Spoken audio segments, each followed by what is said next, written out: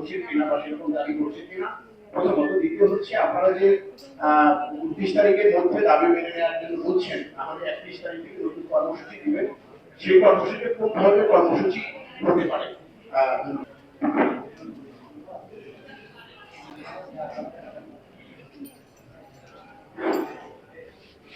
ধন্যবাদ আপনাকে। আসলে যে কারণে একটা পেশাজীবী ক্যাডারকে এরকম একটা প্রেস কনফারেন্স করতে হয়, তার পেছনে আমরা তাকালে আমরা দেখব যে সদস্যের মধ্যে উপর থাকে যাদের ন্যায়সঙ্গত বিষয়গুলো নিশ্চিত করার কথা, তারাই যখন দীর্ঘ সময় ধরে আমরা কথা দেখেছি গত সরকারের সময় আদালতকে ব্যবহার করে কিরকম ভাবে নির্বাচনকে প্রভাবিত করা হয়েছে, বিভিন্ন বিষয়কে প্রভাবিত করা হয়েছে, এরকম বৈষম্য বিরোধী যে দাবি ছিল সেখানেও একই ঘটনা ঘটেছে। আদালতের রায়ের কথা বলেছে, আমরা যতটুকু জানি এই রায় যে কথা বলা ছিল অবজারভেশন, এটা এরকম বলা হয়নি যে ওনাকে 75% দিতে হবে, বাকি সবাইকে 25% দিতে হবে। একটা রায়ের অবজারভেশন কখনো রায়ের নির্দেশনা হয় না। সুতরাং আমরা এবং সরকার সার্বভৌম, সুতরাং এটা অবশ্যই যেটা যৌক্তিক সেটা আমরা খেয়াল রাখবে এবং আলোচনা করছি। ধন্যবাদ।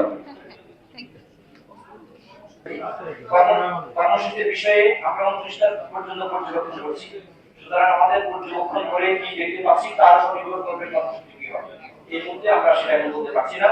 আমরা 29 তারিখের পরে আমাদের বিশেষ জেনারেল এডুকেশন অ্যাসোসিয়েশনের কার্যকারী কমিটি আছে, আমাদের সিনিয়র কর্মকর্তারা আছে, সবাই মিলে বসে পরিস্থিতি পর্যবেক্ষণ করে আমরা কর্মসূচি করব।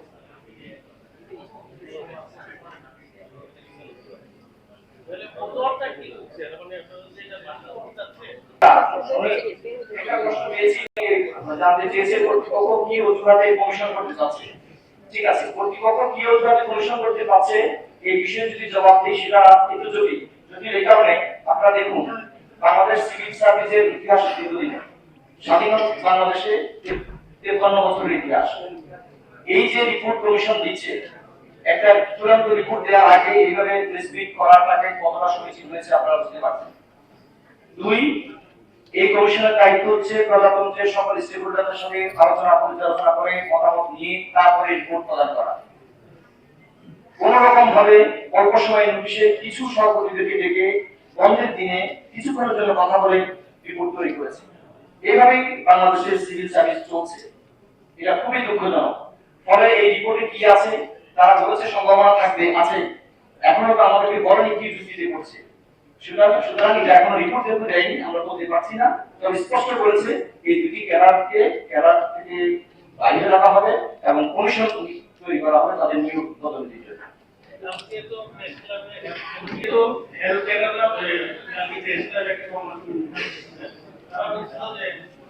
আমরা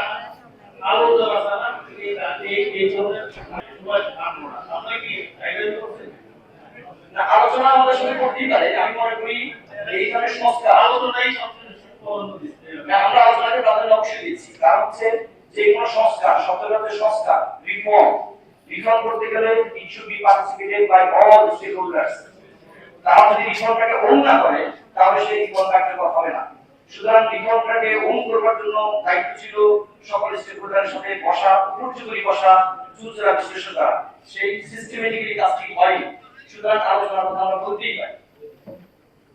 আপনি বলতে আমি আমার সন্ধান করতে আমি জানতে চাচ্ছি যে আপনারা অনেক দাবি করলেন 15 দিন আগে, আপনারা এই দাবিটি প্রধান উপদেষ্টার প্রধান উপদেষ্টার সাথে দেখা করবেন কিনা বা তাদের স্মারকলিপি দেবেন, তার সমাপন হবেন কি? হ্যাঁ, আমরা মাননীয় প্রধান উপদেষ্টার কাছে যেতেই পারি। সেটা এই মুহূর্তে আমরা হয়তো যাবো। এই মুহূর্তে আমরা এখনো সুনির্দিষ্ট পরিকল্পনা করিনি। আমাদের এটা হচ্ছে আপনাদের জন্য আমরা উপস্থাপন করেছি।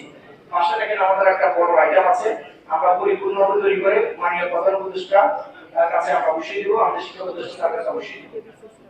আমরা আমাদের কোনো প্রশ্ন নেই, কারণ আমাদের দাবি দেওয়ার জন্য অত্যন্ত যৌক্তিক। আপনারা একটা সচেষ্টভাবে রিয়েলাইজেশন করতে পেরেছেন বলে আমার অনুভূতি হচ্ছে। আপনাদেরকে আবার ধন্যবাদ। আমরা এগুলো আমার ধন্যবাদ।